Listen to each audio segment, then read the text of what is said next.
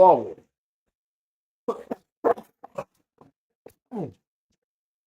What is up, Super Fam and Bro Vengers alike? I am Sensei Finito, aka Fane Sensei, and welcome to Marvel Bros, where we discuss all things Marvel and everything pop culture. And today we are going to be doing our watch party and review for episode 2 of What If. They will be releasing one episode every single day this week, starting with yesterday's episode, which was awesome. And we're going to be continuing that awesomeness with tonight's episode. I'm super excited to get into it, and I hope all of you are too. Make sure you drop a like on the video if you haven't already, because it definitely helps out tremendously around here. Whether you're tuning in on YouTube, Instagram, YouTube, Instagram, Twitch, or Twitter, I definitely appreciate you guys. And if you have any of those other accounts, make sure you go and spread the love all the way across the board, so you can, stay up to date with that content no matter what platform you're on. I definitely appreciate you guys for tuning in with me today.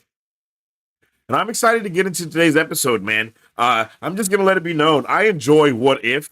I don't think more than the average person. I guess I enjoy it more than the average Twitter user, for sure. But I think that What If has done a solid job with their show so far. I know people have been wanting like way bigger What If stories than the ones that we've gotten. Well, I don't even know if that's the right thing to say. Everyone just wants different What If stories than the ones that we've gotten, which I could completely understand. But I think all the stories that we've gotten so far are pretty solid. Are they the best decision or the best choice? I mean, that's subjective. So that's like, why even get into that conversation? I am bummed. Whoa. I am bummed that they're ending What If at all. I didn't know that it was something that had a ending to it. I definitely thought it was something that they were just going to continue, continue to do it over and over and over again. I think it's a really solid idea. I think that would have been a solid idea to just keep it going. And no matter what saga or whatever is going on, they can always have What If stuff happening. But the fact that it's coming to an end, I think that really lets us know how pivotal this story has actually been to the multiverse saga in general. It's not just this isn't a story that they made. This isn't a show that they made for no reason. Like this show was made to fit within the multiverse saga and fit within the story and the narrative of what they're trying to do there. And I think that's a very interesting choice to do. Same with X-Men 97, right? All of these projects are not necessarily just projects that they decided to do just to do them, but they also fit very well within the narrative of what's going on within the multiverse saga right now. So, yeah, I'm excited to see that, and I'm really curious as to what that can actually go to and what that can equal in the future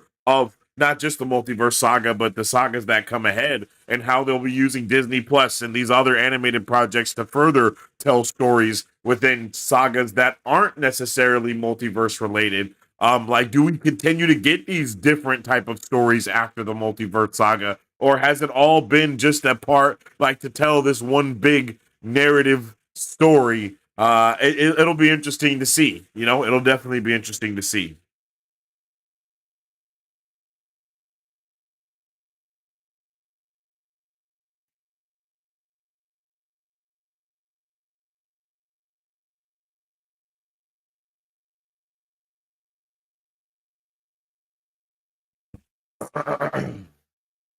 So let me know how you guys feel about What If. Have you been enjoying it? Have you not been enjoying it? And then we're also going to talk about last week's episode to get us further ready for tonight's.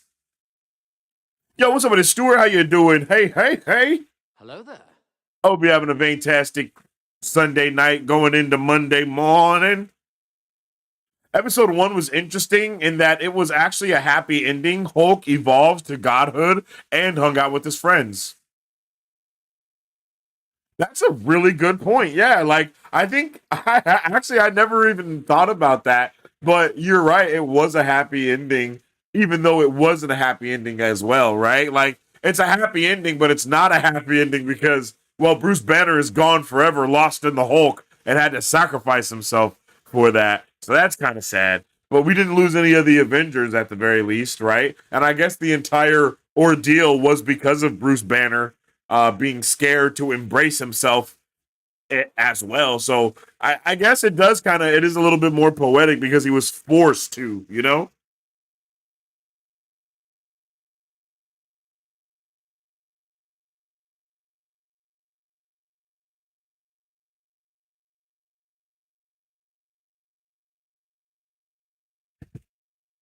It's very interesting to see. It's just a very interesting story,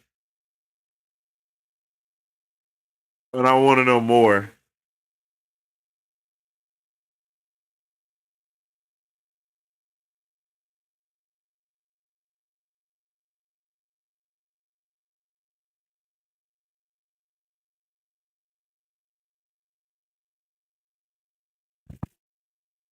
I have so many issues of What If. I always loved reading them. Yo, What If is a really solid. It's a solid storyline. It's a solid idea. That's why I'm really surprised that they're not going further with it and not creating more. You know, like that's why I'm like, wow, they really had a story to tell, and they're only telling that story and no other story other than that one. I did not expect that to be the case, but it's the stance that they're taking with it. And I mean, again, it has to be because they're utilizing, they're trying to utilize the multiverse saga with it in its entirety as well. So I think that's definitely interesting. Yo, we have the poll going right now. Are you hyped for episode 2 of What If season 3? Vote on it now. Drop a 1 in the chat if you're hyped. Drop a 2 in the chat if you're not. I want to know how you guys are feeling as we get closer to episode 2.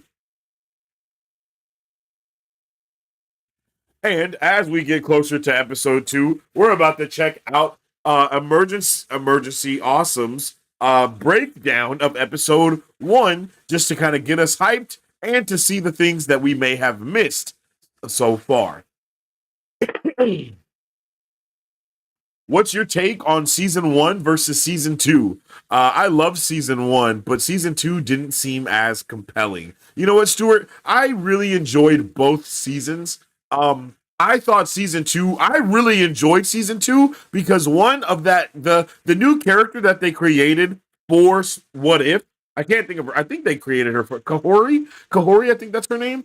I loved her episode. I really did. I thought that was a solid episode. I thought they did a great job with it. I really like the way that they weaved it all back together. I think that's the issue with season 2. Is season 2 was a lot more canonical, for a lack of better words, right? It had a lot more canon tied to what was going on. It made it it made it less multiversy, and it actually gave it one kind of one one thread that followed through the entirety of the season. So with that thread being Captain Carter, and I think uh you know she I think she's going to continue to be an important character as we continue to move on through these episodes, and which I'm not against. I really like her character. I like seeing what she's brought to the table and all of that. Like I really have enjoyed watching her character like just grow. It's been pretty awesome.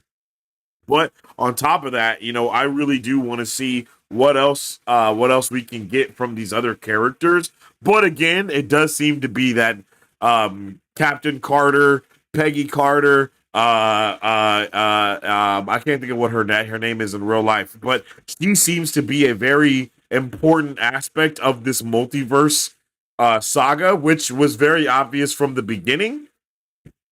You know what I mean? It was obvious from the beginning that that's the route that they were going, and then they've kind of doubled down on it along the way, while also again trying to canonize this multiverse stuff. Like the Watcher and all of that into this multiverse saga. If you think about it, Uatu the Watcher showed up not only in What If, but he also showed up in I Am Groot. He also showed up in X-Men '97, just to mention some of those. And I think that is a big picture as to what we're going to be seeing going on in the multiverse saga as well. With especially with these last couple of episodes, I highly expect these last or suspect for these last 2 episodes. What if the Watcher disappeared and What if I really think those are going to tie into Doomsday, and or they were supposed to tie into Kang's Dynasty or something like that. I could definitely see that happening. So if Doom shows up in these last couple of episodes, I would not be surprised. And if Kang shows up in these last couple of episodes, I would still not be surprised either way. So I'm here for it. Honestly, I'm really here for it. So I'm excited to see it. I really enjoyed all the seasons of What If. I enjoyed season 1 of What If. I enjoyed season 2. I think I enjoyed season 1. I think I enjoyed season 2 a little bit more, but I can't exactly recall. I know we have our watch party and reviews up here for both seasons, so I can always go back, or you guys can go back and check those out if you want to see, how we felt around those seasons versus these seasons as well. But I'm pretty sure I've enjoyed them pretty much thoroughly across the board. Yo, I appreciate you, Bear. Welcome to the. I appreciate you, Bear. Welcome to the Super Fan, man. I hope you're having a good night tonight, and let me know how you are feeling about What If.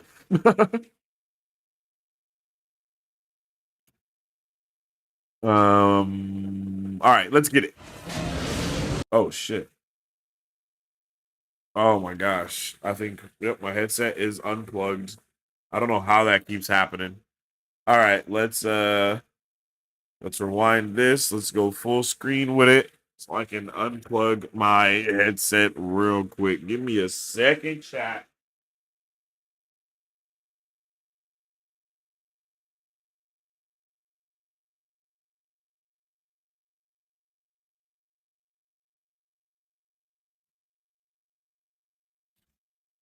All right, I'm back.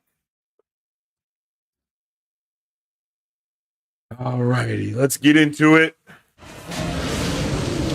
Come on, Gamma Breath is awesome, bro. Straight amazing. Welcome back, everyone. It's Charlie. This will be my full Marvel What up, Charles? If Season 3, Episode 1 video. There were a whole bunch of Easter eggs and references here. They basically did their own version of World War Hulk crossed with Voltron in Power Rangers. And yeah, it was insane. A whole lot of Godzilla inside the MCU. If you're brand new to the channel, be For sure to real. subscribe to get all the episodes. I'll be doing videos for all of them, and this is meant to be the final season of the show for now, they said. Like, there'll be like a second 2.0 version of the show after they do a bunch of X-Men movies, a bunch of Fantastic Four stuff. Basically, wait, version what? of the show. Final season of the show for now, they said. Like, there'll be like a second 2.0 version of the show after they do a bunch of X-Men movies, a bunch of Fantastic Four stuff. Basically, they're going to cancel the show. See, and give themselves time to okay. introduce a bunch more of the classic comic book characters, namely X-Men related Yo, stuff, welcome to the Super Fam, Wolf over there on characters. Twitch. Yo, They appreciate have you. Some X-Men stuff happening this season because we did. Okay, we got 97, Wolf but this and is the Bear rule from in YouTube general, and Twitch. is they're Yo, not appreciate allowed to do y'all. Thank you. characters on What If that haven't appeared in. Okay, wait, chat. Wait, chat. All right, listen, I think this is going to be really, really important to what's going on. Some X-Men stuff happening this season. Russ said, isn't this the UFC referee?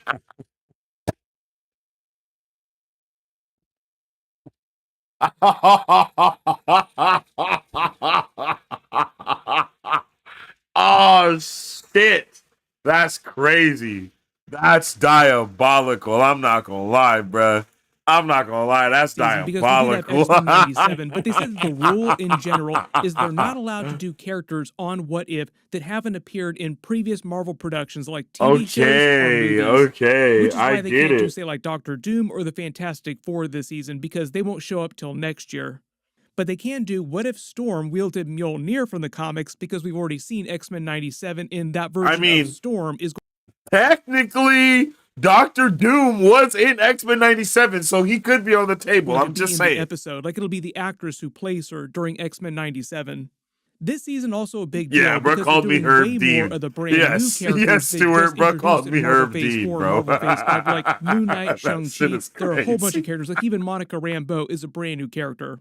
The actual episode title was What If Hulk Fought the Mech Avengers? It's mostly meant to be a reference to Bruce Banner creating a new Avenger protocol called the Mighty Avenger, which is both a reference to Mighty Morphin Power Rangers with the Megazord and all the Avengers characters getting their own Zord mech, and Voltron because of that whole cartoon at the beginning of the episode. Some of the designs are also based on Voltron designs, some on Power Rangers designs, and some on Gundam designs too. So like they draw influences from a bunch of different mech series.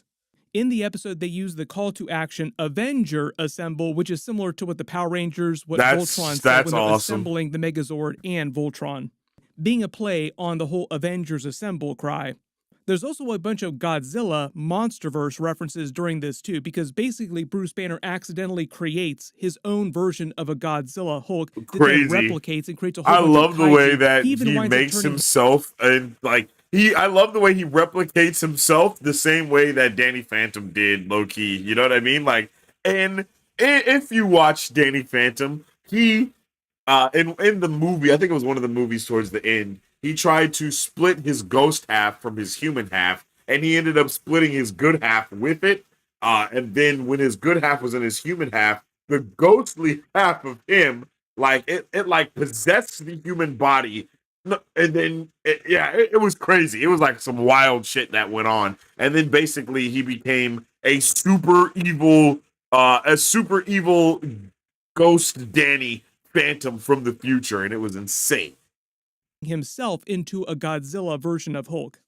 What I think happened is he took Vlad Maximus's ghost half out of him and then possessed and then Danny's ghost half possessed Vlad Maximus's ghost half, and it made like this super evil Danny Phantom. That shit was awesome. The opening title is the same animated one from previous seasons, but the theme music is totally new, and they use it for this 4x3 in-universe Power Rangers Voltron TV episode that plays called that was Avenger, super cool. Heroes of the Gamma War. As if that was a real TV show in the history of this version of the MCU, like in this universe, like a Saturday morning cartoon.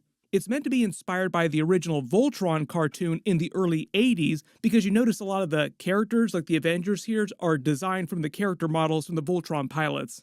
Go Avenger is also a reference to the Voltron series because Voltron is actually a Western adaptation of a Japanese anime called Beast King Go Lion. There are many, many examples of Western cartoons like Robotech that were adapted from Japanese anime. Even there was an old Marvel animated movie called Next Avengers Heroes of Tomorrow that basically had the same Voltron spin. Is that the one with the kids? The plays it as if he's narrating the actual TV. And it has like Maestro Hulk and stuff. These original episodes. I might be mistaken. The TV episode does a quick recap at the beginning, like a lot of classic cartoons do. Yeah, this is awesome. Look at Ultron, bro.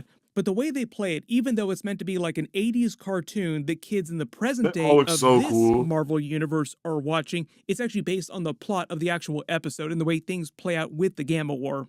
Notice they have the original 6 Avengers, but without the Hulk. Yeah, that shit was really cool.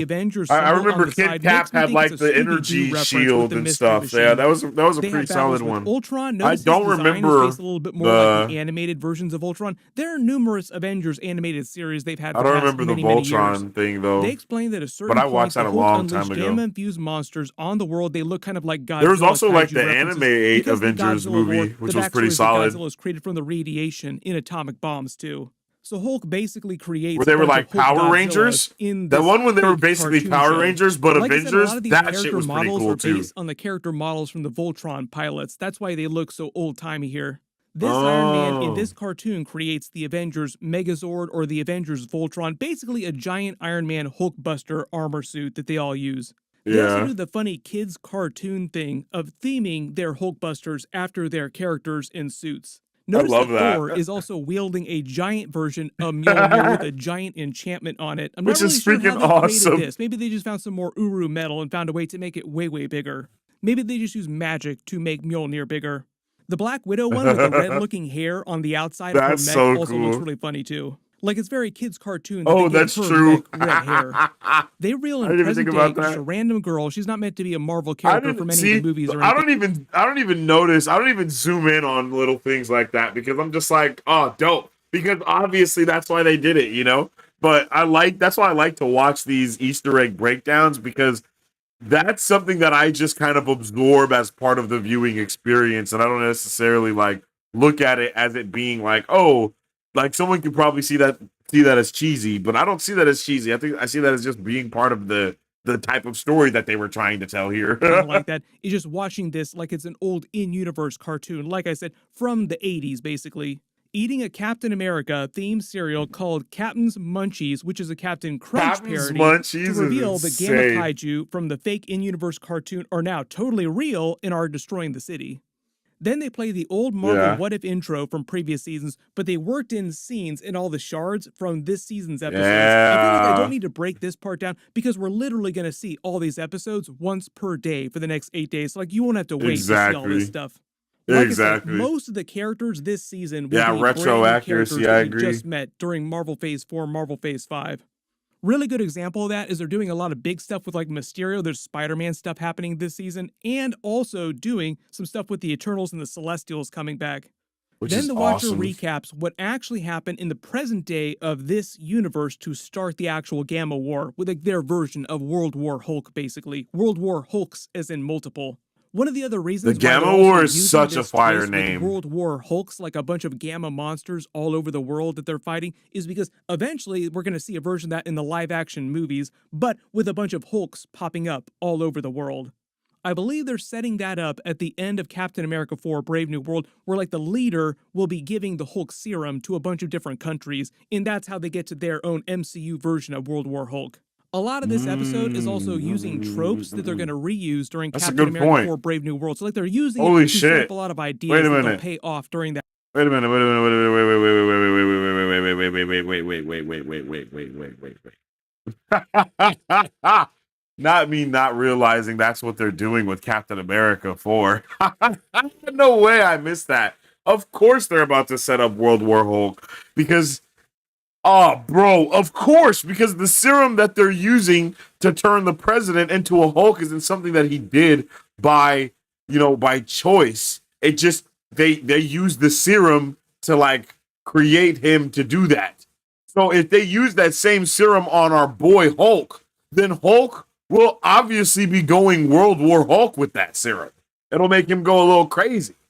And that's how we get World War Hulk and make him have to like fight his son. And then we get kind of like a Shang-Chi and I can't think of his dad's name, but the Mandarin type of vibe where we have like the father versus son thing, and the mantle is kind of getting passed down in a similar way, but Incredible Hulk is like World War Hulk and goes crazy. Ooh, that actually might be fire. That movie, like the whole Sam Wilson Captain America talk no jutsu, where he basically talks down the Hulk version of Godzilla. I love that. We're basically going to see a version of that happen when he fights the Red Hulk during Captain America 4. So like this is kind of a preview for the way that goes down. They explained the original Gamma War started around the Marvel Phase 2 era with Hulk and Sam Wilson's Captain America in a parody of that Winter Soldier opening scene I really with like On Your that. Left and Steve Rogers. But it's They them did a really instead. good job. They did a really good job of like folding in other things from the MCU The here. way they make it seem here is that Sam Wilson didn't become friends with Steve Rogers' Captain America the same way that he did in the live-action MCU movies. Instead, he became close friends with Bruce Banner Hulk. He says he's trying to run to relieve stress because he doesn't want to Hulk out as much. He joins Sam Wilson's veteran support group that we saw him leading in Winter Soldier to try and get some therapy. They do explain that Steve Rogers is still currently Captain America in the universe on the Avengers, and Sam Wilson is still Falcon at this point. They go to his family home on his boat with his sister. We met her during Falcon and Winter Soldier, get caught in a storm, Super and he dope. accidentally hulks out, leaving, and he's so disgusted with himself, like he can't stand it anymore, that he tries to perform an experiment to literally remove all the gamma from his body. He which tried to was, Hulk as you would lobotomize expect, this is a himself. Marvel thing, horribly wrong. If a man really hated ads, here's what he would do. Yeah, you never Hulk bottomize yourself, Banner. Like that's always the wrong idea. Yo, we are T-minus 8 minutes like out. A pure Hulk form gamma monster emerges from him that they just call the Alpha in the episode. But the way they explain it, he still has the ability after this to actually physically Hulk out. Like he doesn't lose the Isn't ability. that insane how much gamma radiation Hulk must have, Banner must have, in order to create an entire from him that they just call the alpha gamma monster and then still have enough gamma to also be an Incredible Hulk? After this to actually physically Hulk out. Like he doesn't lose the ability to Hulk out. Like he doesn't remove all the gamma from himself. But the monster that winds up splintering from him is just like pure Hulk, like the pure personification of rage. With it also being a spin on Godzilla kaiju monsters. You can let me know which creature from the Monsterverse you think this looks most like. Like maybe Destoroyah, just a little bit with all the spikes sticking out of it. But that's basically what it is. It's basically like a Godzilla monster, but in Hulk form. it grows in size, starts creating Hulkzilla. more of its kind, replicating. The Avengers create bigger Hulkbusters with Iron Man's help. Yeah, they Then introduced play the Scar Avengers in the theme She-Hulk music. TV They show. call them Yeah, Earth's Stewart, Mightiest they did. Heroes, which is one of the Avengers' nicknames in the comics. Then they reveal that the army of Gamma Monsters basically wipes the original Avengers, R.I.P. When the Watcher says the surviving heroes form a new Avengers team, that's also a sly reference at the new Avengers forming in the MCU live-action movies, because some of the original Avengers are dead, and Makes some sense. will come back for that new team too. In this early version, there's Monica Rambeau, Sam Wilson, Captain America, who's taken the shield and the mantle, and Winter Soldier. I love the way they designed some of their Hulkbusters too. Like, he's Yes, designed bruh. to look like his original Winter Soldier outfit It's with so the shiny dope. arm. I wonder if everybody gave them notes on the aesthetics when they were building their Hulkbusters. Like, I want mine to look kind of like this. I want mine to look a little bit like my costume over here. The red one is for Shang-Chi. The green one is actually for Nakia. I'm not sure why they're using her Fire. instead of Shuri or Killmonger, or say like a version of Black Panther taking the mantle in the universe. Like, why wouldn't you use one of the more powerful characters? Maybe because they're using those characters in twists in other episodes this season, and they just wanted to use like a brand new Black Panther-based character that they hadn't used in previous seasons. Like, we haven't done an episode with Nakia in a long time. Why don't we use her in an episode? Sometimes see. it does feel Yeah, like one I of the like that. weaknesses of the What If episodes that they're like, well, we haven't used X character in a while. Why don't we throw them in an episode? As opposed I to feel like that. the best possible character they could include on a particular team. They destroy almost all the monsters, and this is still meant to be the Yo, what's up original with it, Christopher? Gamma How you War, doing, bro? but the original I'm Alpha glad to have you survives, here, starts man. Yeah, I'm replicating a excited new to check army, out these and 10 episodes years this week. goes by. They reveal that they're using a larger upgraded Think of shield how much power helicarrier a as small their sample home of base. enriched This scene uranium with them has, so briefing the Hulk Avengers, could you be see a Monica enriched and Rambeau basically cameo. The contains actress all who plays her in that the movies power. and That's on a good point. WandaVision came back to voice her character. Pretty much all the actors from the movies came back to do their characters, with a couple examples. Melina didn't come back and Nakia didn't come back, so they just got random voice actors to do those characters. Left to right, though, it's Nakia, then Red Guardian and Melina, Shang-Chi, and then Oscar Isaac also came back to do his Moon Knight in the episode. Awesome. So I can't believe they Isaac really got making so his many people to debut come in the back, animated yo. series. First time we've actually seen Moon Knight come back since Moon Knight Season 1. Don't worry, he will come back in live action eventually. I believe this is also the first time that Simu Liu has come back as 5 Shang-Chi minutes. since the events of the Shang-Chi movie as well. Oh too. shit, They're it gonna is the do first time Shang-Chi we've too, seen but the director who's Shang-Chi. going to do that is also directing Spider-Man 4 right now, and Marvel is like, no way, we're going to do Spider-Man 4 first. It's way more important because we're going to make way more money on that. So we're probably not going to see Shang-Chi 2 till like after Secret Wars.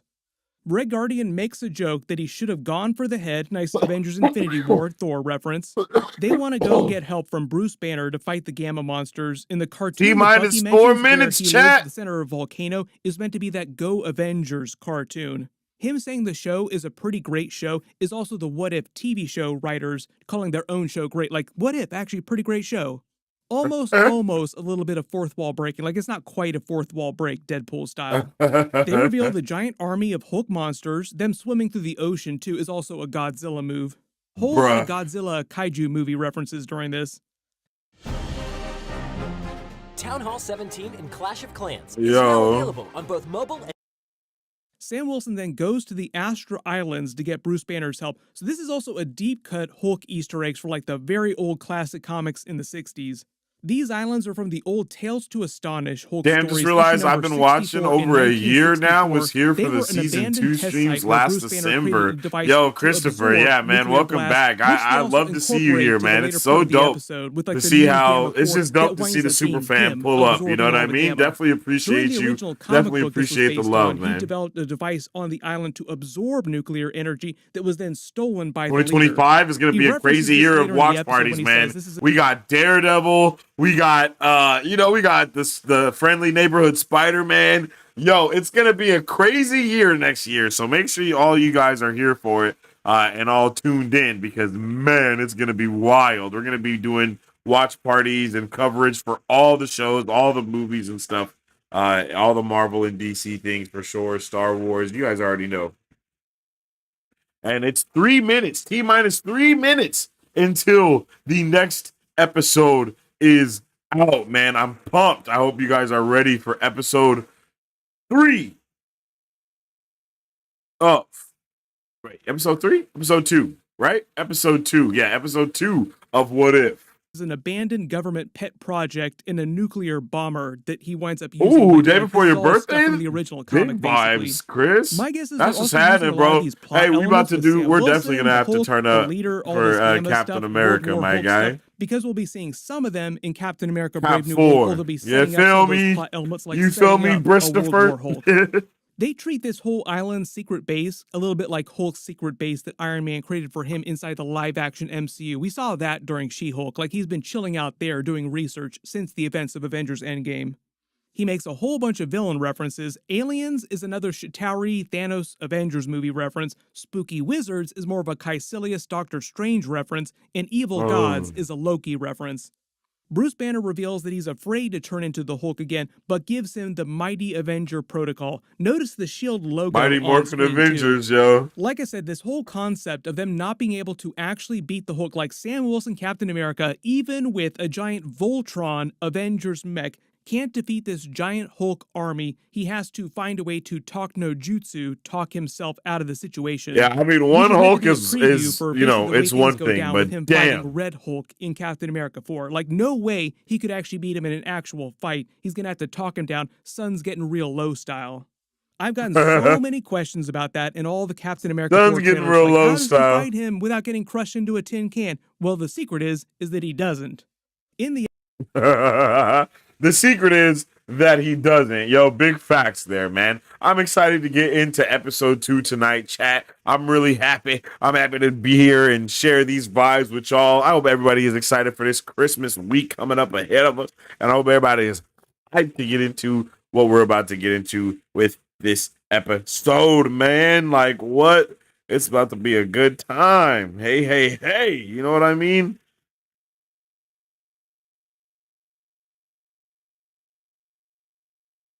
Like, it is about to be a good time indeed.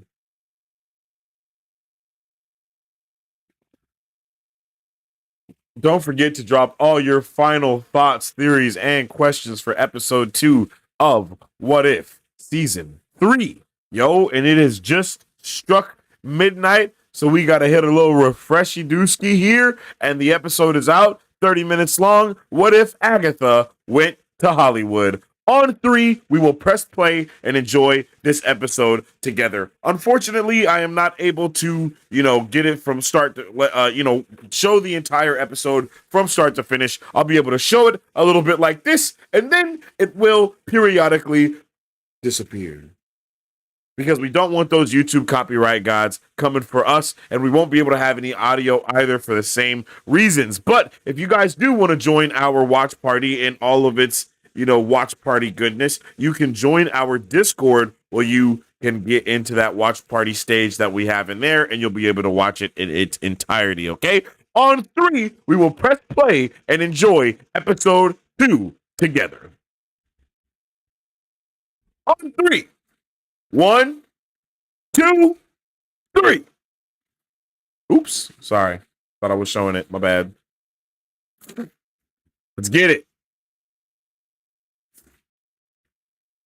What? Oh.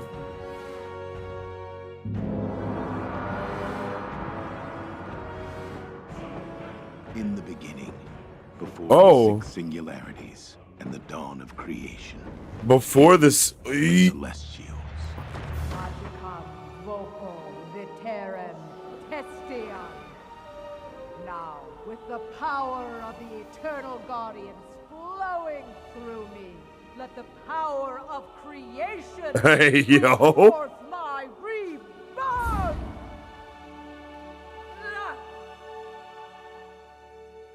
My rebirth. My rebirth. Okay, well that's not working. Howard? And cut! Oh, okay.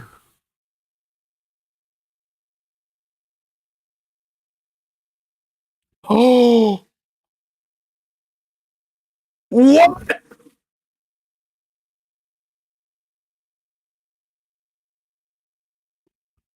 What?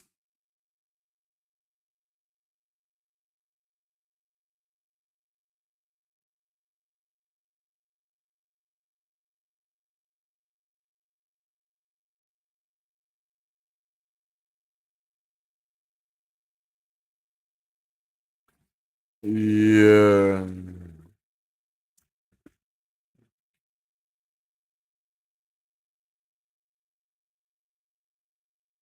I knew Jarvis was gonna be a real person.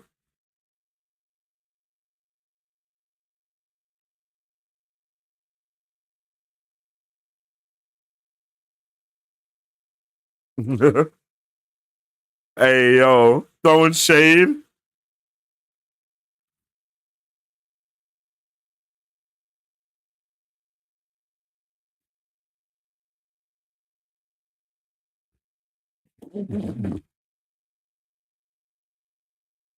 Jeez.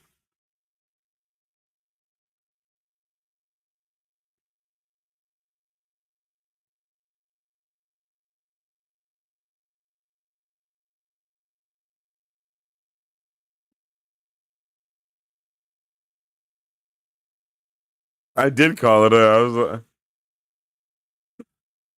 Catherine Hahn is a fantastic actress. I agree.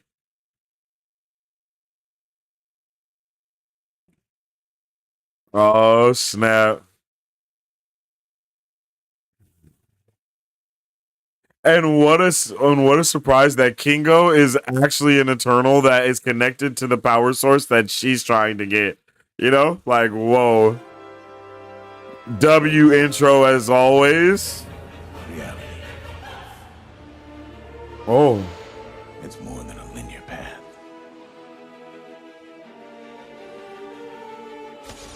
It's a prism of endless possibility, ho, ho. where a single choice can branch out into infinite realities, creating alternate worlds from the ones you know. Yo. I am the Watcher. I am your guide through these vast new realities. Oh yeah. And ponder the question, what if? Oh yeah. We're cooking, chat.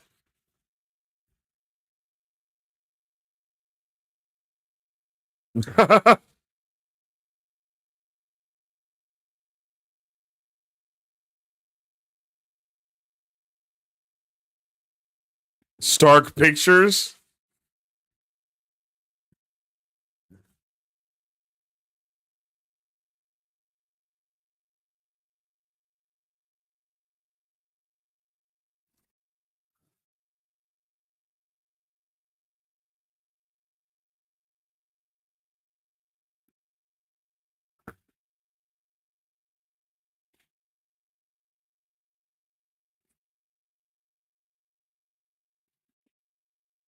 This is fun.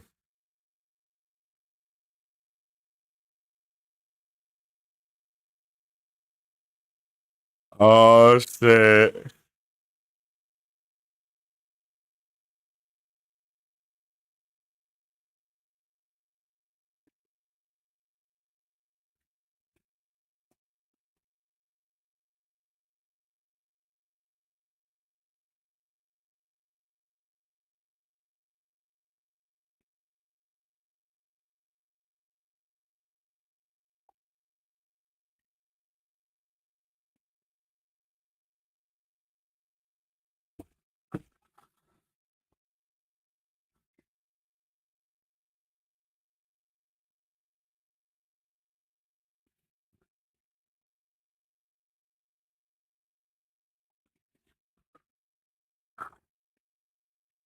Galactic Queen.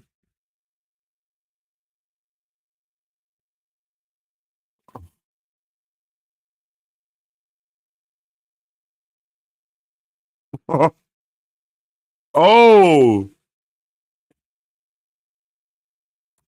an Eternal and a witch, yo.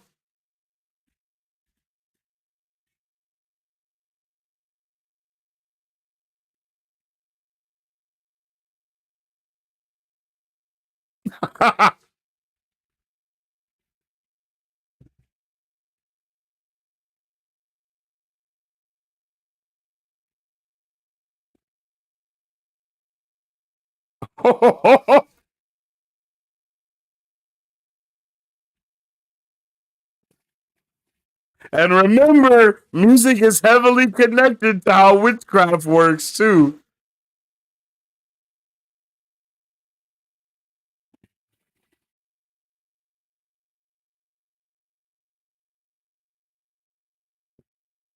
Oh, they know about each other?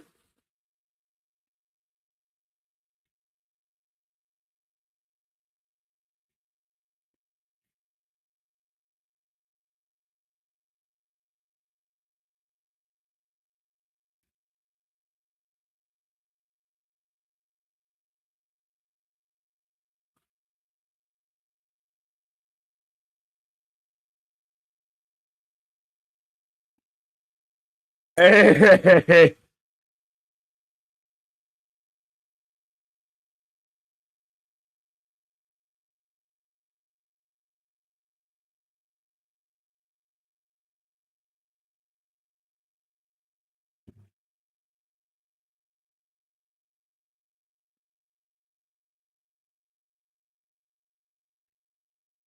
That's what I was waiting for.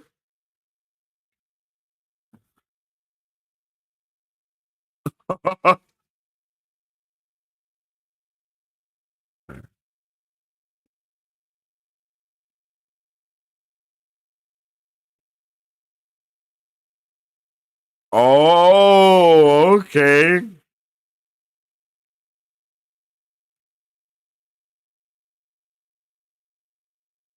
Yes.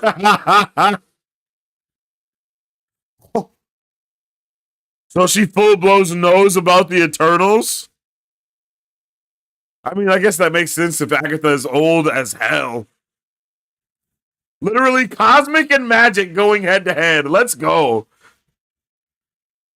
And her dance number.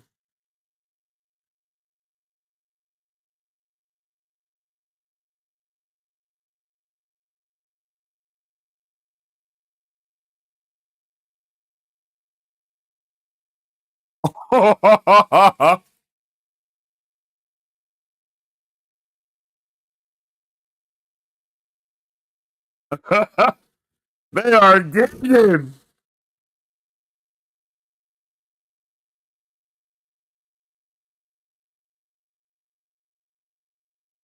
Oh.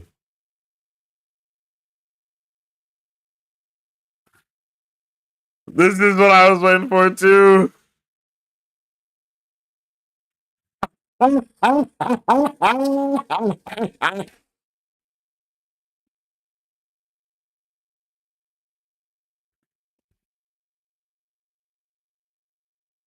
That's crazy. Oh. Yo, W. Stewart. Is she able to absorb cosmic energy? Stewart said that she looked like Athena, and she indeed has taken all the others Eternal's powers. I don't know if that's something that she could actually do. I mean, her magic is absorbing. Oh,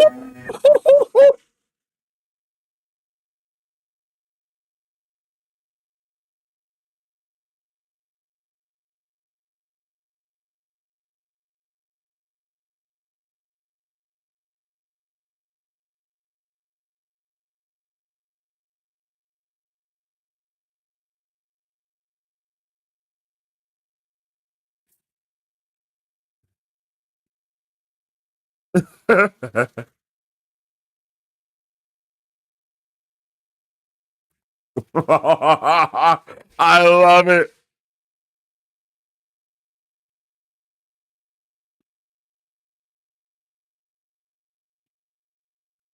The decency of capitalism is diabolical.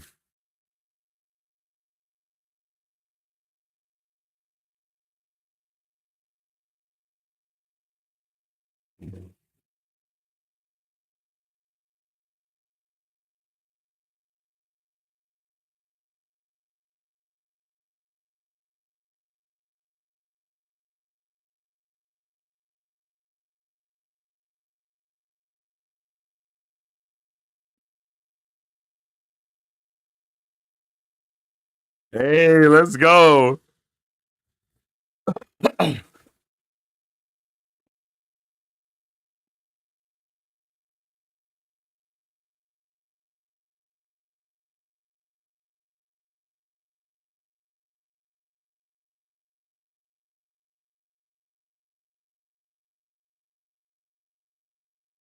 Ooh.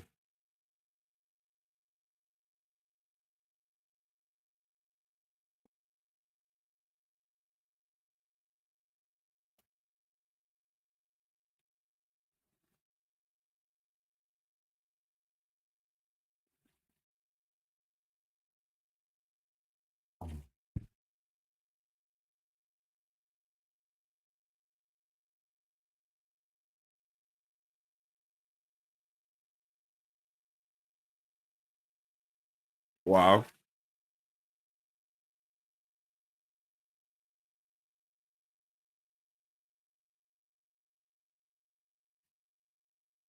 What?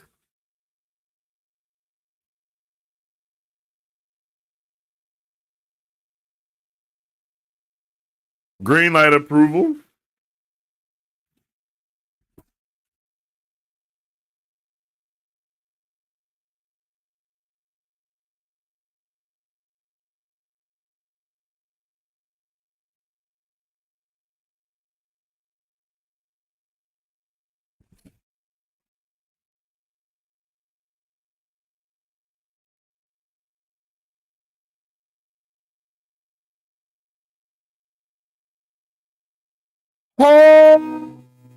Holy shit.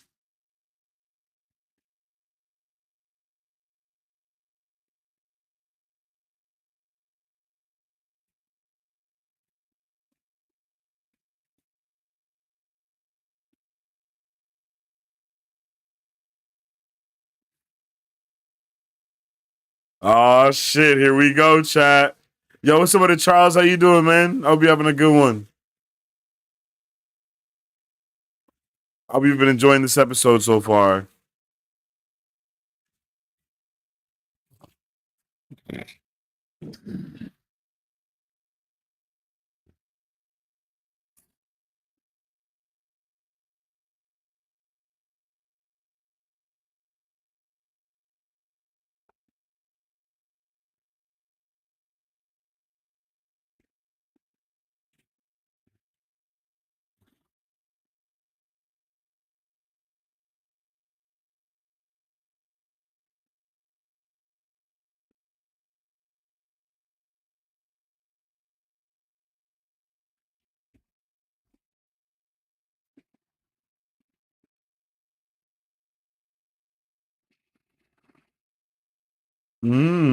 Okay.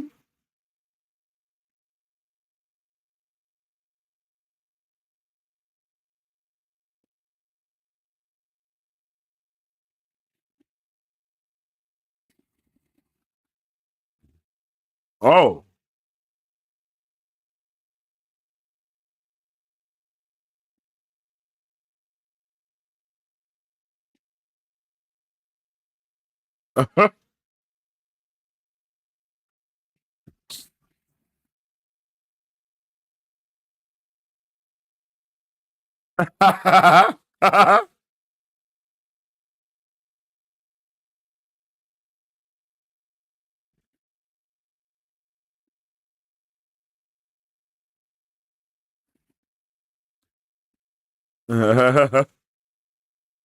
Oh.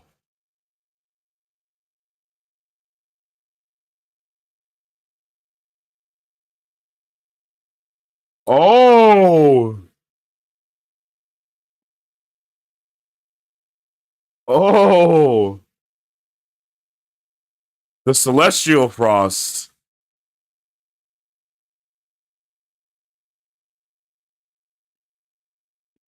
Wide angle lens.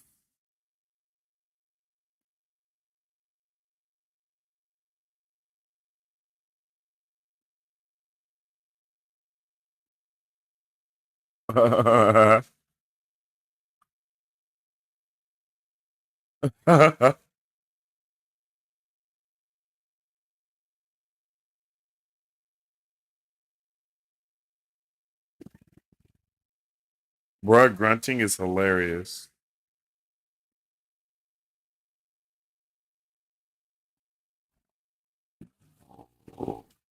Whoa. Hey, let's go. She's looking good. Yeah.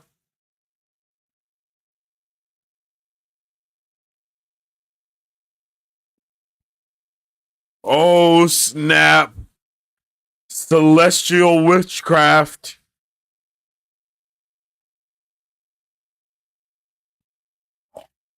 Oh.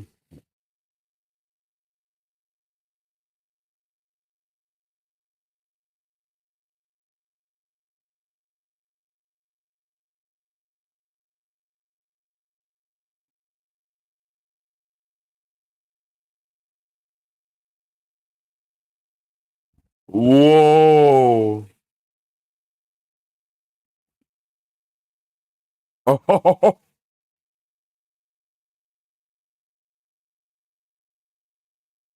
Oh.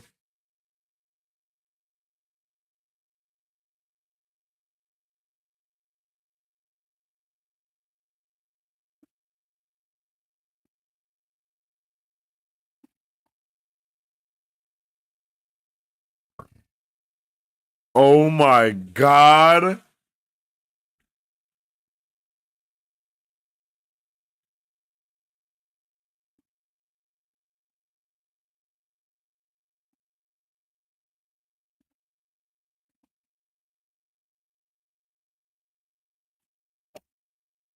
Oh.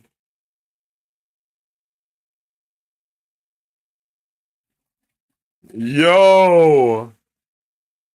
This is crazy.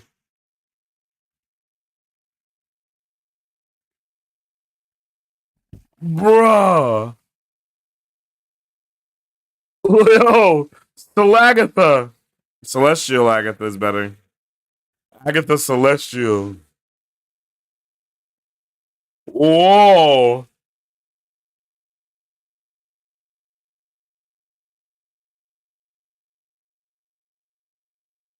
Galagatha.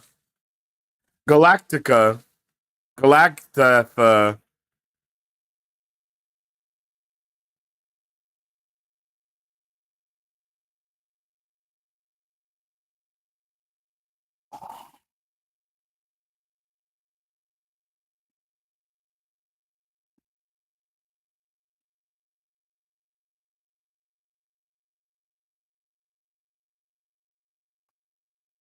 Ho, ho, ho, ho, ho.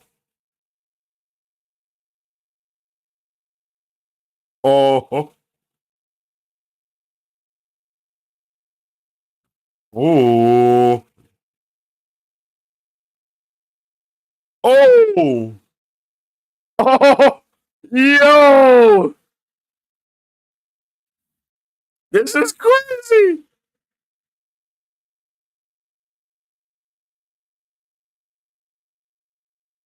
Yo.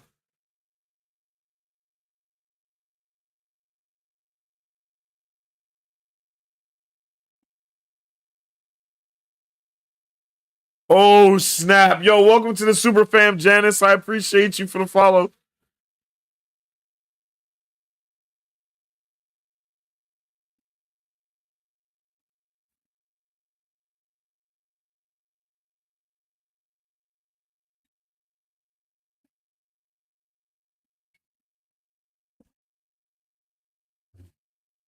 Is she pulling a Wanda on him?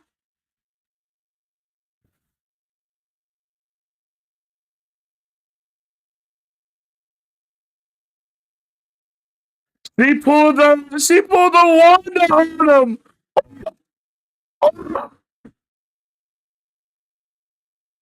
Celestial magic is insane. Celestial witchcraft is literally amazing. That has to be too much energy. Oh,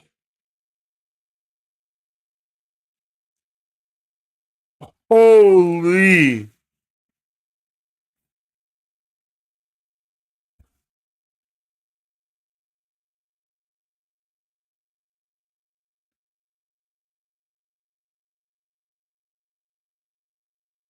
Yep.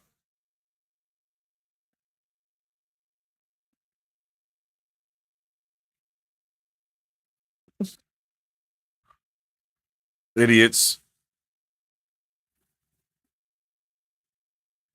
When will you all learn Agatha cannot be redeemed? You idiots.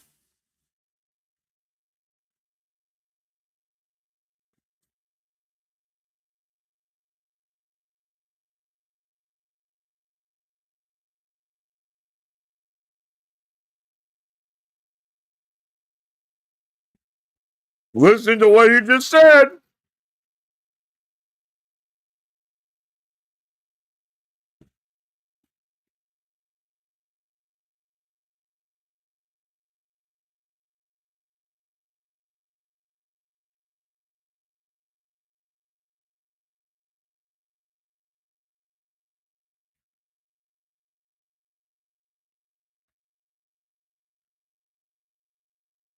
Uh-huh.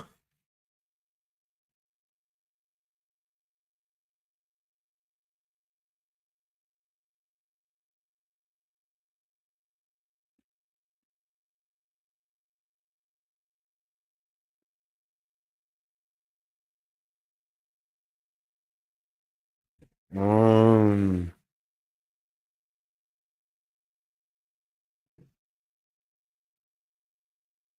y'all lock in with everything that they've been saying, though.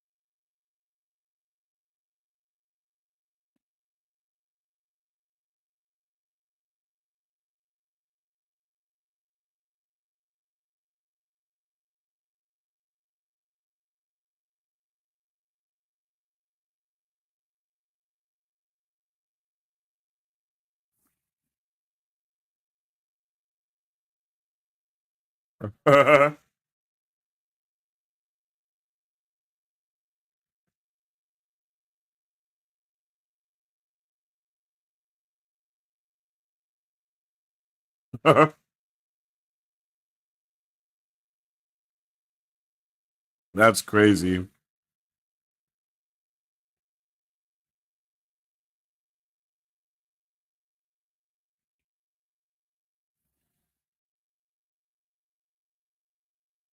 Yo.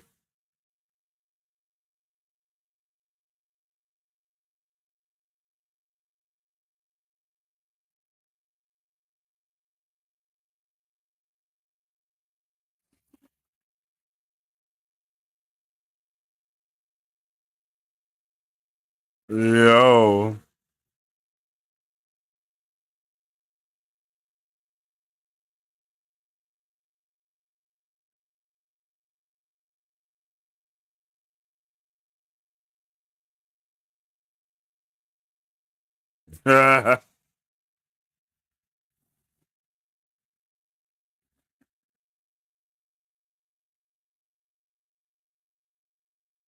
Oh shit.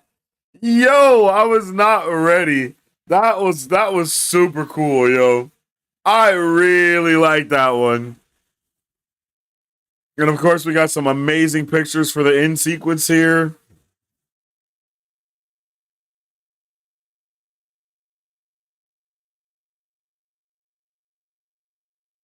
Really cool pictures here. I like it. I love the way they give us these stills afterwards.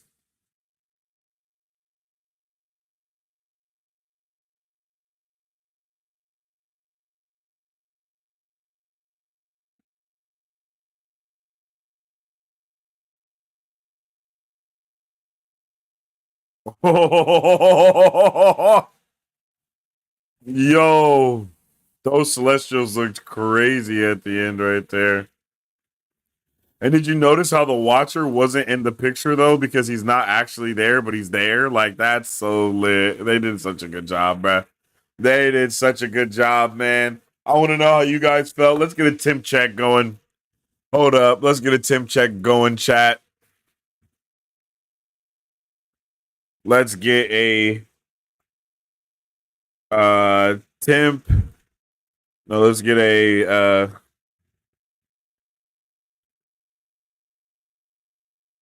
what if season 3 episode 2 temp check.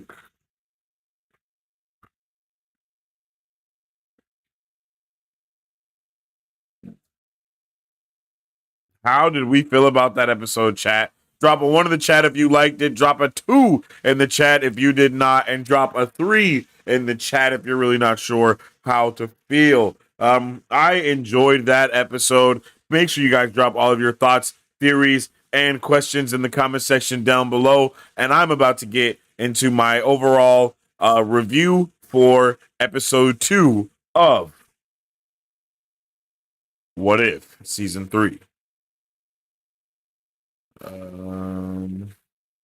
Emoji. Okay, there we go.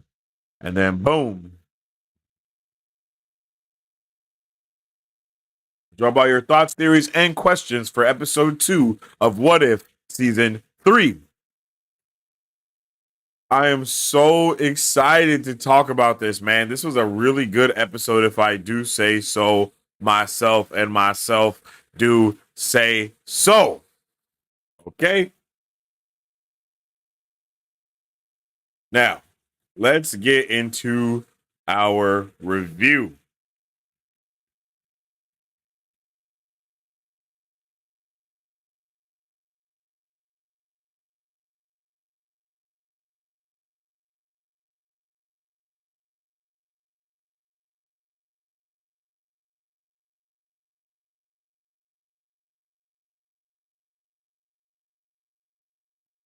We just got done watching episode 2 of What If Season 3, and man, I had a really fun time with this episode. I think they did an amazing job of blending the witchcraft with the celestial aspect of the MCU in a really fun and fantastical way. I think utilizing Agatha and Kingo in this episode was a brilliant idea, and it really brought all of the things together. I've enjoyed What If so much, and I know a lot of people have had their own issues with it for whatever that reason may be, but when you just kind of open your mind and you allow things to not make you mad, I guess is the best way I could say it. You know what I mean? In a series called What If, to get mad at what the what if is kind of hilarious to me. And I don't have that. I just don't take that thought process with it. I love seeing Agatha. I love seeing Kingo here, and the way that they kind of mold everything into being for the Celestials, and her trying to access the celestial power within the earth after seeing her spend her entire season basically absorbing, witchcraft or not cosmic energy, but magical energy from other people around her. It really, really is a nice take on what her powers that we know them are already, and to see that they've kind of capitalized on just what Agatha is and who Agatha has been within her show, and then being able to blend that here within this season, it was awesome. And seeing like Tony Stark, and not Tony, but Howard Stark and Jarvis be a part of it in this other way, it was super cool, man. And then getting Kingo to get wrapped back into it, like, wow, I was pleased with it, yo. I was pleasantly surprised with what they were able to accomplish. Because What If has been a entire series about what if, based off the MCU and characters that have already been existing within the MCU as well. And with knowing that and kind of understanding what they're trying to do here and what they want to do for the future of this series, I think it really sets the tone for just, bro, we're here to have fun with it. We're here to have a good time. We're not here for for people to sweat their balls off about the episode. We're here to have fun, man. That's why they release it during Christmas every single day, right? It's because it's supposed to be a fun, just kind of relaxing, chill thing. Like, if you're a chill dude, then you'll be able to chill out with this. But if you're not a chill guy, then it kind of be like that, man. I am here for this, bro. Like, I am so here for this. I think that we got a really solid viewpoint of this MCU that we haven't seen before, right? This universe was awesome, bro. And seeing Kingo, seeing Agatha being like their own people and whatnot, I just really liked it, bro. And like, they really hone in on the different vibes that they bring together. And I'm pretty sure they brought back yet again the actors to be the voice actors for this. And it was just really dope, man. It was really fun to see how they are able to blend these two different genres, these two different cultures, these two different, ideals and lores together to make one really solid one. And I enjoyed it. Yo. Seeing Agatha here being a badass, yo. If you enjoyed Agatha all along, then I know you enjoyed this episode, because Agatha was all in it, and all we got to see was Agatha be Agatha E. I really like the reveal of Kingo knowing about Agatha, and Agatha knowing about Kingo, and knowing about the Eternals and the Celestials. Like, it fits, and it makes so much sense. Like, why wouldn't they know about each other, right? Like, why wouldn't they? Of course they would. After we get this amazing little dance number here, I really like the way, again, these two different vibes are colliding and clashing together. I really enjoy that. But we also get to see them, basically we see them kind of discussing things and not battling necessarily, but just kind of going back and forth and letting it be known that they know about each other and they know where the tables stand. And like, I just love the way that Agatha presents herself at all times. And that's one thing I've also really enjoyed about What If, is all of these characters have still felt like themselves in a completely different way. Like, bruh. And I think Stuart was saying it in the chat, but this episode was super meta.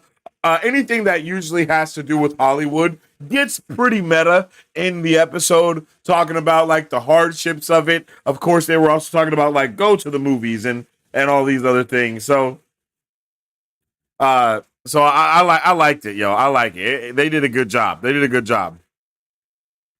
And it's funny how they kind of make fun of his, like, him shooting with his fingers and using his energy in these different ways, and just seeing that Agatha has used her powers to steal all of the Eternals' magic and whatnot. Well, not magic, but stealing all of their powers. I like it. I think it's a good mix-up, especially when we are constantly talking about the differences between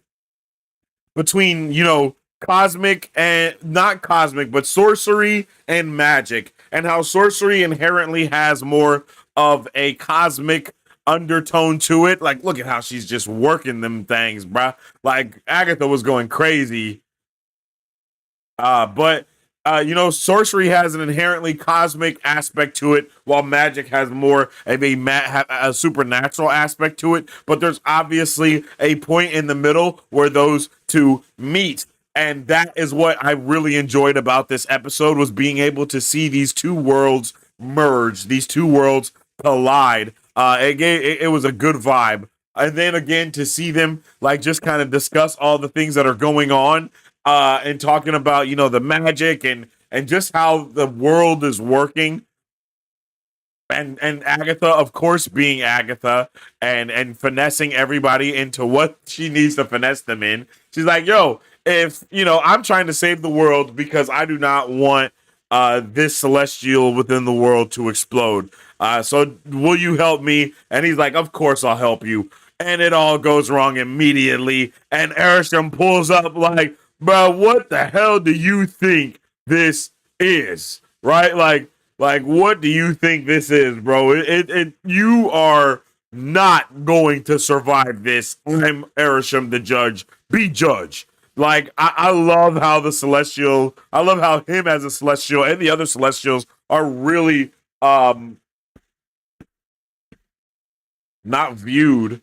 I love how the Celestials are portrayed in this episode because it really lets you know how much of a cosmic balance they care about and how much it actually holds in the universe, and how certain things that have happened have not been out of the cosmic balance, and that is why they have not interfered. You know what I mean? So I want to know if if Cap 4, if them interfering with the dead Celestial could possibly bring on something or anything. I really want to see what all of those can bring to the table. But I also love the way that we get super duper meta with it, and basically we pull up with the spaceship and Howard Stark is like, yo, I knew you were a witch, but I didn't think you were an alien. And it's like, oh, an alien and a witch. I knew that. And then I like the way that they add Jarvis as this comedic humor and being a person. And he's super surprised and mind blown by what's going on here.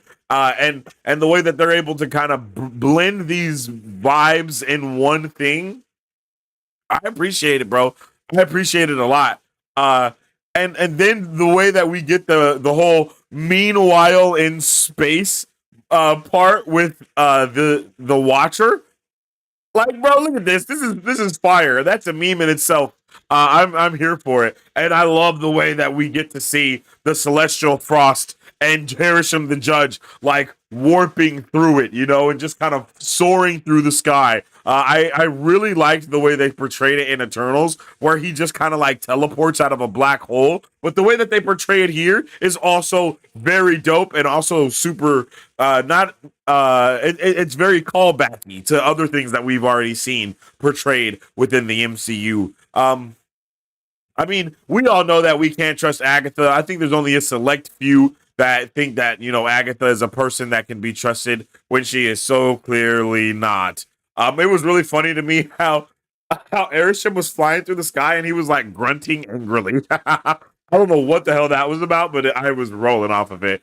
I love the way that we got to see Agatha kind of take center stage in this episode and become this super cosmic being yet again, right? We already saw her become a supernatural being, which is a ghost in Agatha all along, and now we get to see her become a cosmic being yet again, blending those two sides of cosmic and magic together. And oh man, was this beautiful the way that they kind of portrayed it and made it look. I know people are constantly hating on What If. People are hating on the writing. People are hating on the animation. Like, people just be hating, bro. I'm not a person that got hate in my heart. I'm going to be honest with you. So when you see badass moments like this, and look at how beautiful that looks, bro. Like, I don't find a way to hate from that. I'm like, bro, let's go. And then she, boom, burrows through the ground to look for the power of the Celestial. And then we get this awesome little cut to this black and white as it cuts through the bottom and she looks for Tiamat.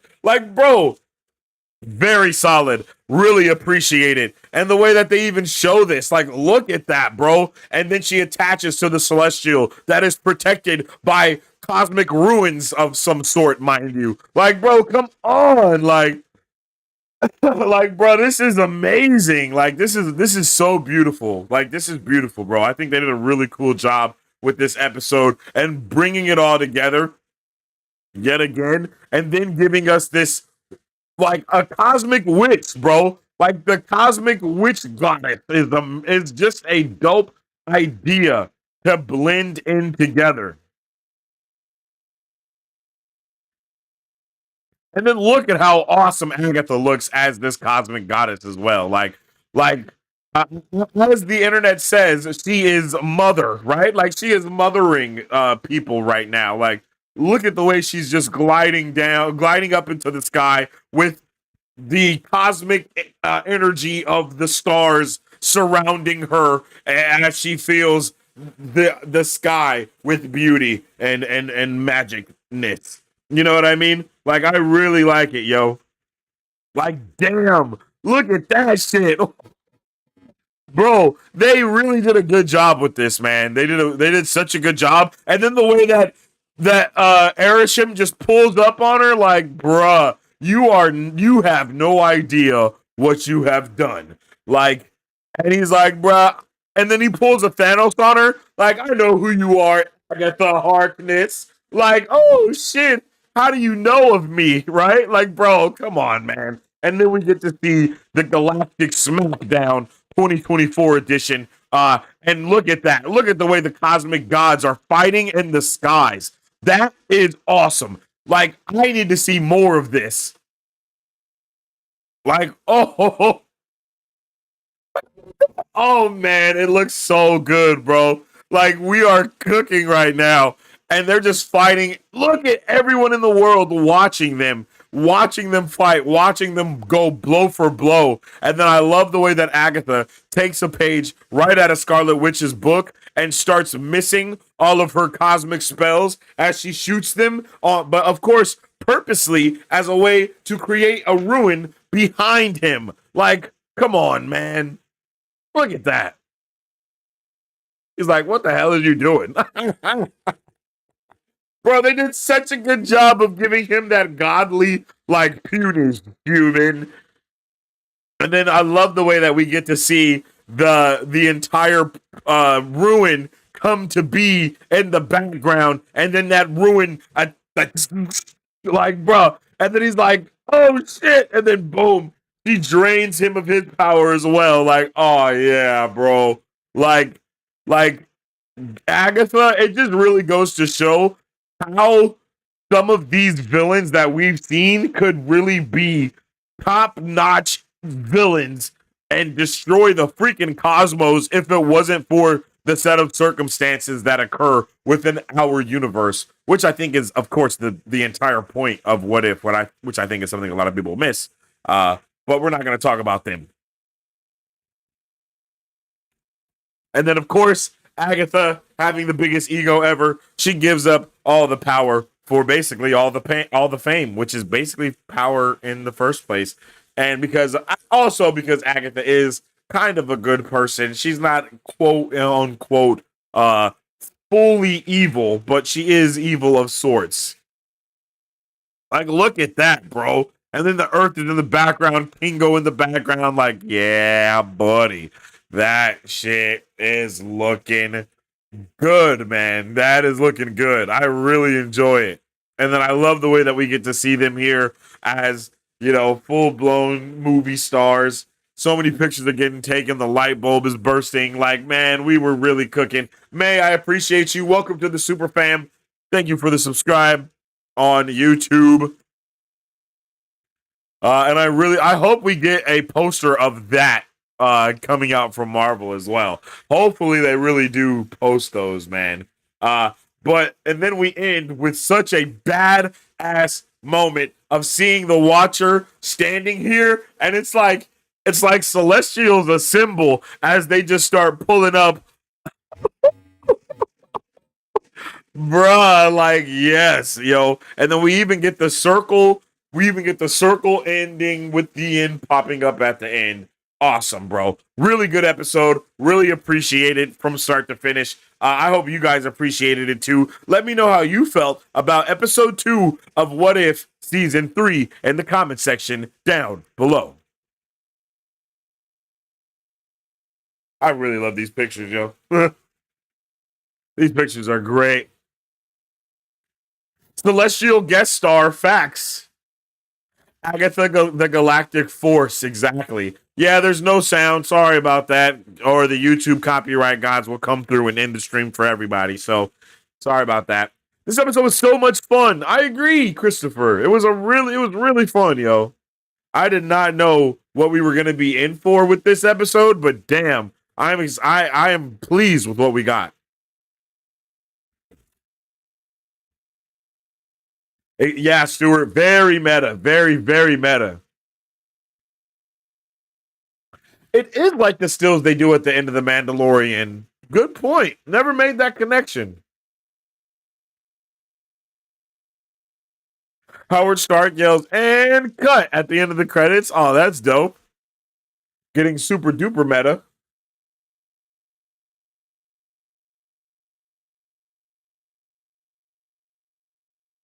Loved it. Love to see the ones in the chat. World War Hulk versus the remaining Celestials. Ooh, that would be pretty solid. Bro, episode 3 was not good. Well, I don't know. I haven't seen episode 3 yet. so I couldn't tell you one way from another. I don't understand how they fumbled this series. I don't understand. I don't think they've. I don't think they fumbled this series at all. If I'm gonna be honest with you, I think they've. I think that they have done what they set out to do, and I have high expectations and an open mind with every project, and I think that they have successfully done what they wanted to do, and what I kind of wanted them to do as well. I can't lie to you.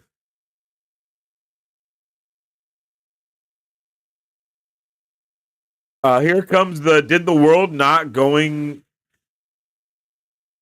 is the world just not going to mention why a wish and space monster are appearing from the sky ocean and won't see the connection until 4 more projects? Yo, what's up, it's Terrell.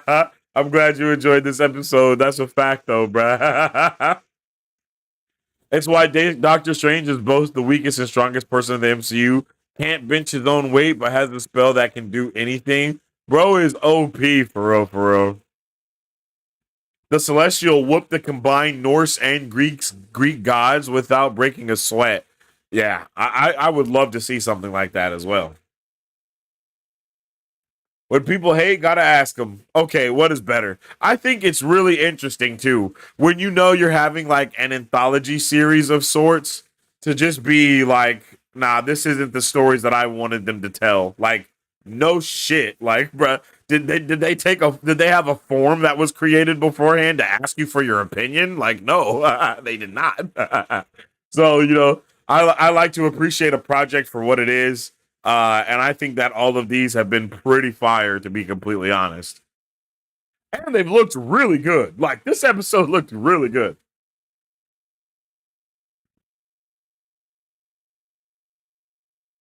Galactic Agatha had the Kirby dots.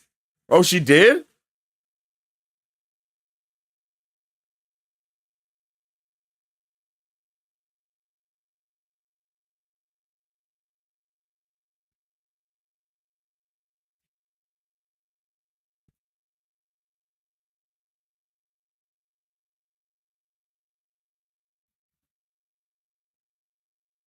I like that Kirby dots have been used so much.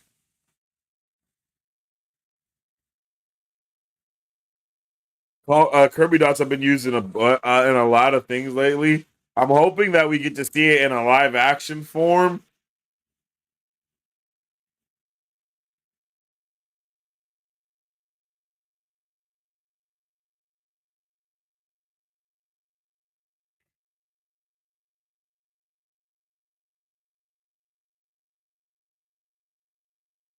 That's so badass, yo. Like, just so badass the way she just like emerges.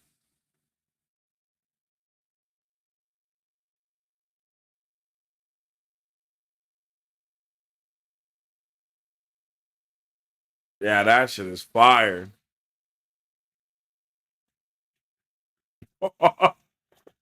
Bruv, come on, son. Bruh, haters gonna hate. Let them motherfuckers hate. Look at AA28 coming through with a weirdo. Your name is basically hate. Like, your name is literally hate. AA28. Hate. Hating just to hate. Hating ass motherfucker, hating just to hate. And I promise you, with your no profile, no name having ass, I know you ain't hitting. You and Palmer are doing real good together.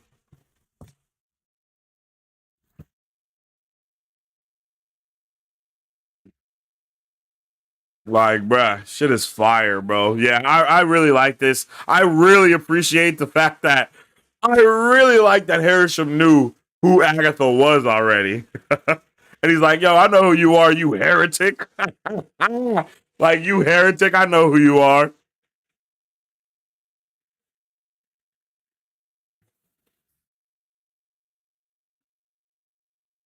Bruh, yeah.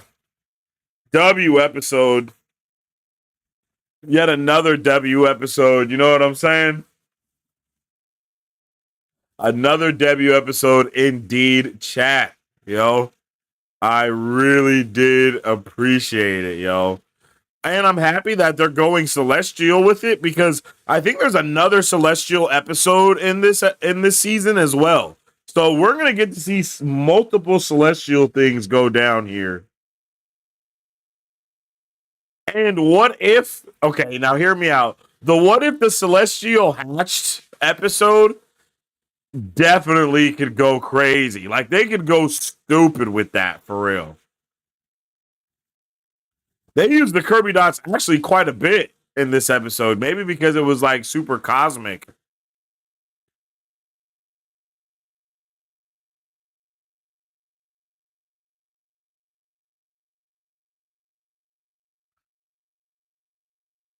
Why is it every galactic being battle always boils down to a fist fight? I mean, when you're fighting another being of cosmic, of cosmic proportions, I don't know if you want to just start throwing back energy beams, because you could accidentally hit a planet and explode that shit, right? Among with a whole bunch of other things. I like that the blows can sometimes shake the cosmos, and sometimes it can like not shake the cosmos. You know what I mean? Like, I like the way that it could work. I like all the different takes on it. Like when Goku is fighting somebody like another cosmic godly being, and then it'll be like, bruh, y'all got to stop fighting because the world is gonna start breaking in half. I like shit like that. I like when it's like, oh, stars are born as gods fight from the cosmic energy that immersed from that is immersed from their body as one punches the other. You know what I mean? Like, galaxies are created off of the collision of gods. Like, all that type of shit. Yeah, nerd out to the maximum degree, baby. Like, man. But, yo, we got 7 more episodes left in What If. I'm excited for the 7 more episodes. I hope you guys are too. This show has been really fun. And that's the main thing that I was looking for, was a fun time. Look like, high stakes, but low stakes at the same time, where we're able to kind of end with this happy ending and all this other stuff. And that's kind of what we've been getting. And that's kind of what we've not been getting at the same time. So I like the diversity in terms of how different all of the projects have been from one another, and that they haven't been like the exact same thing over and over again or anything like that. Like, each projects have been each season has been very unique to the last season. Each project has been very unique to the others as well. And again, we're getting cosmic on this G thing now. And I love how the level of cosmicity that we're really getting to. And I hope we continue to get way more into it, yo. Yeah, I agree, Mateo. That was awesome. Godzilla meets Power Rangers, and then Agatha meets Celestial. Like, some crazy concepts for these episodes, for real. Some crazy, crazy, crazy concepts indeed. And I'm excited to see what the rest are. Like, what if Agatha went to Hollywood? Like, that is not the name of an episode that you're going to think that you will see a Celestial in. That's not the episode that you're going to think you're going to see 4 Celestials in. That's not an episode that you think you're going to see, Agatha harnessing the energy of Tiamat from Earth. Like, bruh, come on, man. Like, that is just, the concepts are so dope, bruh. I don't hate on them, man. I do not hate on them, bruh. For real, for real. But shout out to all you haters out there, man. Shout out to all the haters out there that don't have anything to better to spend their energy on other than to hate on fun stuff, yo. I feel sorry for y'all. And I hope that y'all have a Merry Christmas. Because y'all are probably the Grinch. If you didn't know that, I hope you kind of understand. You're basically the Grinch for a lot of this stuff. So, Merry Grinchmas to y'all. But Merry Christmas to everybody else I hope all of you have a fantastic rest of your evening. If you haven't already, make sure you like the video if you like the video, because it definitely helps out tremendously with all the things that we do around these parts. You can also follow us on social media, Marvel Bros, to stay up to date with all things Marvel and everything pop culture. You can stay up to date with all the latest news and reviews that we post all of the time. And you can also follow me on social media at Sensei Finito to stay up to date with all my thoughts, theories, and opinions on whatever particular thing I may be partaking in at that particular time. We had tomorrow. It is going to be a Marvelous Monday indeed, but I don't think we're going to be doing Marvelous Monday just because it's a Christmas week. I'm going to try to, take a break a little bit and vibe out with the fam and whatnot. But we will still be doing our watch party and review for What If Season 3, Episode 3 tomorrow night. So hope to see you guys tomorrow night, bright-eyed and bushy-tailed. And all you haters, don't even show up. What the hell are you here for? It's Season 3. Y'all know you don't like this show. You just hate watching at this point. And that shit don't make sense. Always got to go piss on somebody's cornflakes, man. That shit is lame, bro. Y'all need to go. And maybe if you know what? I'm not even about to start. This AA motherfucker got me bent. I'm about to go crazy, bro. But please, y'all, just remember, not being a hater is a free thing that we all can do. And every less hater that we have just makes the world a better place. So I hope everybody has a fantastic rest of their day. As I always say, stay awesome, stay nerdy, and don't forget to stay marvelous. Excelsior. If you guys would like to support Marvel Bros, all you gotta do is visit our website at www.marvelbros.com and buy some merch. Represent or you can join our Patreon to get early access to content, patron-only scoops, giveaways, private Q&As, and those sacred watch parties. We appreciate you guys. We'll catch you on the next one. Excelsior. On today's pop culture news update.